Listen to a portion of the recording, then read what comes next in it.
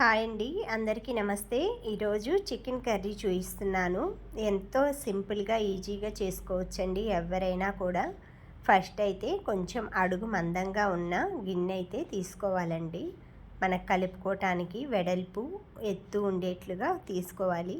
నేను కేజీన్నర చికెన్ వండుతున్నానండి ఈ గిన్నెలో. ఫస్ట్ అయితే ఆయిల్ వేగిన తర్వాత ఉల్లిపాయ పేస్ట్ వేసాను. తర్వాత పసుపు ఉప్పు వేసాను.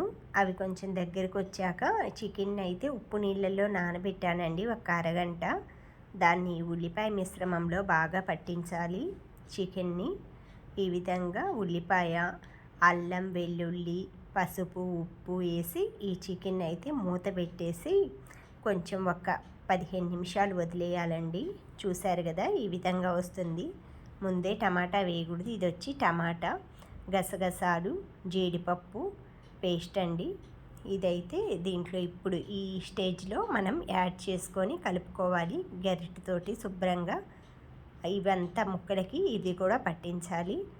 ఆ తర్వాత తగినంత కారం యాడ్ చేసుకోవాలి. నేను పచ్చిమిర్చి అయితే ఒక 4 యాడ్ చేశాను. ఉల్లిపాయ పేస్ట్లో యాడ్ చేశానండి.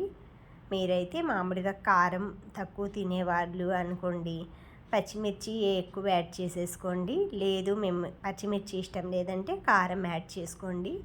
నాకు ఈ 1.5 కేజీ దానికి 2 టేబుల్ స్పూన్లు, పెద్ద టేబుల్ స్పూన్లు కారం పట్టిందండి. ఆ పచ్చిమిర్చి 4 యాడ్ చేశాను కాబట్టి నాన్ వెజ్లో కొంచెం కారం, ఆయిల్ ఎక్కువ ఉంటే టేస్ట్గా బాగుంటుంది.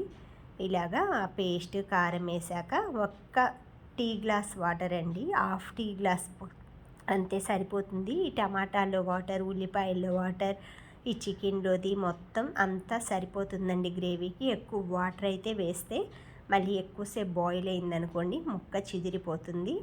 అంతే అండి, రెడీ అయిపోయింది వేడి వేడిగా chicken gravy. Thank you for watching.